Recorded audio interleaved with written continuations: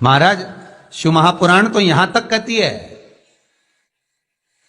कि आपका कोई काम अटक रहा है, कोई काम नहीं हो रहा, बहुत परेशान हो गए, बहुत थक गए उस काम के लिए, सबके हाथ भी जोड़ लिए, सबके पास होकर आ गए, पर वो काम बढ़ ही नहीं रहा, तो निवेदन करते हैं घी के दिए में काली तिल डालकर सोमवार के दिन शंकर जी के मंदिर के सामने तुम रुका जी का नाम लेकर दिया लगाकर जिस काम को तुमने दुनिया के आगे कहकर देख लिया, कर देख लिया, नहीं हुआ, उस कार्य को एक बार दिया लगाकर निवेदन कर फिर जाकर देखना, काम आगे बढ़कर ही रहेगा, छूटेगा नहीं, अग्रण्य हो।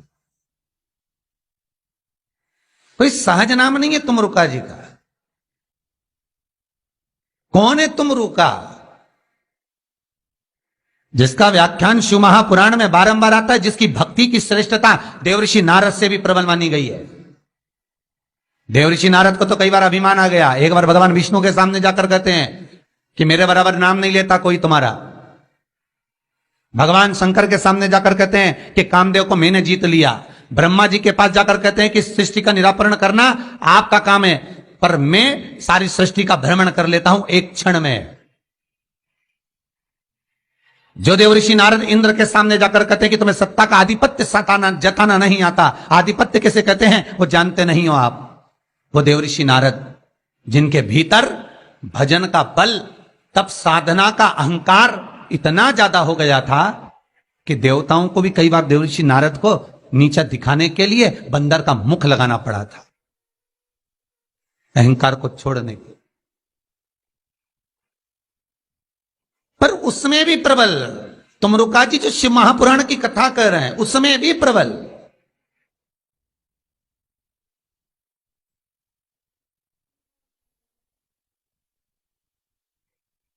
जिनका नाम मात्र, पहले भी कहा, जिस नारी का गर्भ ना ठहरे, रजस्वला धर्म का 7वां दिन, जब नारी 6 दिन तक काम ना करे, 7वां दिन रजस्वला धर्म का, सफेद आंकड़े की जड़ को बुलवाकर उसको शंकर भगवान के शिवलिंग पे से तुम रुका जी का नाम लेकर 21 बार घुमाकर कमर में लाल धागे में बांध ले, 3, 4, 5 महीने में ज्यादा से ज्यादा गर्भ ठहर जाए, पक्का। विश्वास रखकर शिव जी का नाम ले, तुम रुका का स्मरण कर,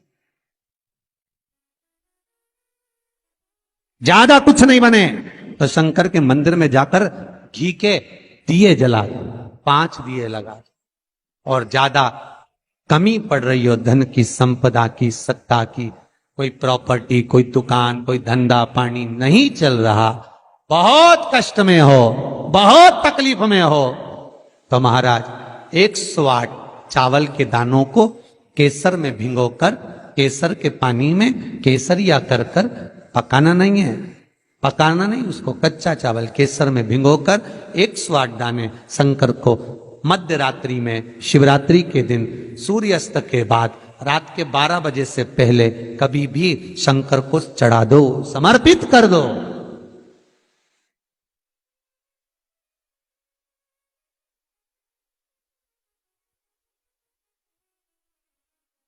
और वही अक्षत के दाने उठाकर वापिस रख लेना ब्रह्म मुहूर्त में सुबह 4 बजे,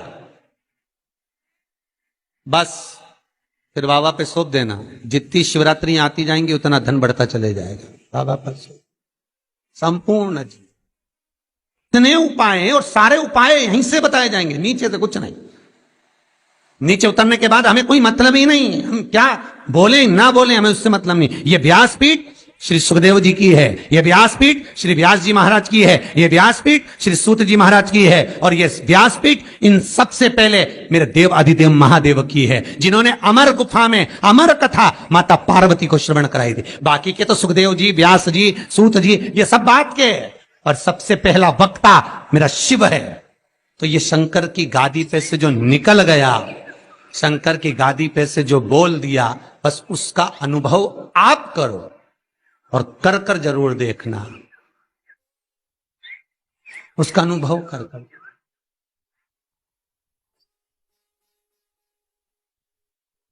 सुबह 6:42 पर इंदौर से किसी बहन का फोन था, रोते हुए आया था।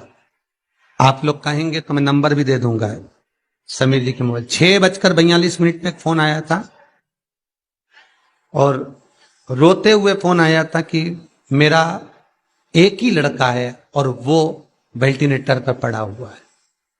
रात को 1:30 बजे से मैं 1:30 बजे से परेशान हो रही हूं, फोन पर फोन लगा रही हूं, रात को कोई उठाया नहीं, सुबह तक लगा कर देख रही हूं। 6:42 पर फोन। प्रयास रहता है सब उठाते हैं, रात को सब सो गए, सुबह लेट नींद खुली, हम ही हाथ में फोन आ गया और हमने उठा लिया। हमने कहा बहन क्या बात है? बच्चा वेंटिलेटर पर है, उपाय करा कोई सा? डॉक्टर अंदर जाने नहीं दे रहा है। बच्चे के कपड़े हैं घर में हैं, पुराना कपड़ा है जो पहनता हो रोज डेली में, कोई लोवर टी शर्ट कुछ ऐसा? हाँ है। बस उस कपड़े को रख, एक कलश में अच्छा पानी भर ले और उसी में दूध डालकर बेलपत्री डालकर शिव को समर्पित करना प्रारंभ कर दे। 11:30 बजे दोपहर में फोन था, वेंटिलेटर हट चुका है और बालक स्वस्थ हो गया।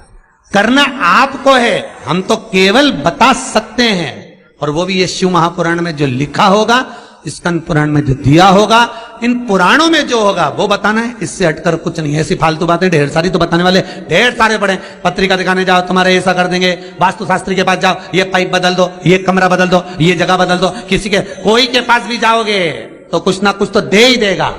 और यहां से तो केवल ना कोई भभूति है, ना कोई हमारे पास में जल है, ना हमारे पास में कोई बेल है, ना हमारे पास में कोई बाबा जोगी है। हमारे पास में तो ये शिव महापुराण है। इसमें जो बाबा ने लिख दिया, शंकर जो कर दिया, कह दिया, बोल दिया, बस उसी का स्मरण आप कर लीजिए। मुझे विश्वास है वो दुनिया का दुख हरने वाला आपके दुख भी हर लेगा, इतना विश्वास रखता हूं। कितना सुंदर संवाद शिव महापुराण की कथा कहती है, कितना सुंदर कहती है कि आप किसी मंदिर में, शिवरात्रि हो, सावन का महीना हो, शंकर जी के मंदिर में अगर अर्चना चल रही है, उपासना चल रही है, पूजन चल रही है, अगर मालूम पड़े शिव के मंदिर में आज त्योहार वाला दिन है, सावन का दिन है, शिवरात्रि का दिन है, भगवान के तो सभी भगत आएंगे, हजारों लोग आएंगे। भाई सास अगर बीमार है तो मिलने तो बहन बेटी भी आएगी, कोई भी आएगा, भले तुम्हारा लड़ाई हो चाहे झगड़ा हो, आएंगे तो सब ना। नहीं आएंगे तो लोग कह देंगे बताओ अम्मा बीमार पड़ी रही और जीजी एक दिन देखने नहीं आई। बोलेंगे कि नहीं बोलेंगे? सावन का सोमवार, शिवरात्रि का दिन अगर कोई शंकर के मंदिर नहीं जाएगा तो लोग क्या कहेंगे? बताओ आज शिवरात्रि के दिन घर में पड़ी हुई है, भगवान के मंदिर नहीं गई, कितना बुरा लगेगा।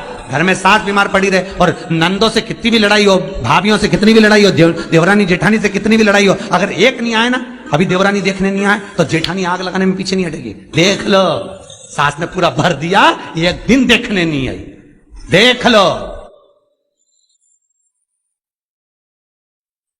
अरे बोलो तो जितने ऑनलाइन सुन रहे हो, सही है कि गलत है? तुरंत कहेंगे। और शंकर भगवान की आराधना कोई तो निवेदन है, जिस दिन भगवान शंकर का उत्सव हो, जिस दिन कृष्ण जन्माष्टमी, रामनवमी, शिवरात्रि, श्रावण का महीना, जिस दिन भगवान के यहाँ उत्सव हो, निवेदन हो, उस दिन सब दर्शन करना चाहेंगे, सब मिलना चाहेंगे। पर कुछ लोग 1000, 2000, 5000 की रसीद कटवा के शंकर जी के आसपास ऐसे बैठ जाते हैं कि इनके बाप की जागीर है, दर्शन भी नहीं करने देते, पानी तक नहीं चढ़ाने देते। उधर से दिख नहीं रहा, अनुष्ठान चल रहा, दिख नहीं रहा, सेवा चल रही है। शंकर भगवान, पार्वती जी बोली, बाहर लोग खड़े हैं। शंकर भगवान बोले अपन तो खुद इनके 2000 में पड़े हैं, बैठे रहो। बिक गए 4000 में, 2000 में, 5000 में। मंदिर में भगवान को बेचना नहीं है। फिर कहूंगा कुआं, बावड़ी, तालाब और भगवान, गुरु, संत, साधु सबके लिए होता है, किसी एक का नहीं। अर्चना करना है, आप एक कोने में बैठ जाओ, मट्टी का शिवलिंग बना लो। उज्जैन गए होगे, काशी गए होगे, वहां पर अंदर ले जाकर तो थोड़ा सा जल चढ़वा देते हैं ओमकारेश्वर आदिकादिक में, बाकी का बाहर बैठकर एक पात्र में ही सारी पूजन कराते हैं। यहां बैठकर आराम से करो, वहां लोगों को दर्शन करने दो। हमारे यहाँ 12 ज्योतिर्लिंग में आप जाकर दर्शन करेंगे, 12 ज्योतिर्लिंग के मंदिरों में जाकर दर्शन करना। अगर ज्योतिर्लिंग पे जल चढ़ाने देंगे तो थोड़ा सा चढ़ा दो, और बाहर जाकर अगर अभिषेक करना है, पंडित जी कहेंगे यहाँ बैठो आसन लगा के हम करवाएंगे। उनके पास में एक छोटा सा शिवलिंग रहता है, उसी का अभिषेक करा देते हैं, उसी की पूजन करा देते हैं। आप यहाँ पर अभिषेक करो, 2 घंटे बैठे रहो, मना नहीं है, 4 घंटे तक करो, मना नहीं है, पर 12 ज्योतिर्लिंग में जाकर दर्शन करना। बस भगवान को थोड़ा, क्यों? क्योंकि दर्शन करने वाले ढेरों खड़े हैं और शंकर सबका है, भगवान सबका है। पर कई मंदिरों में तो लोग जागीर समझ के हमने करा है, हमने करा, तो सब बैठ जाए भगवान को घेर घेर के, और भगत लोग बेचारे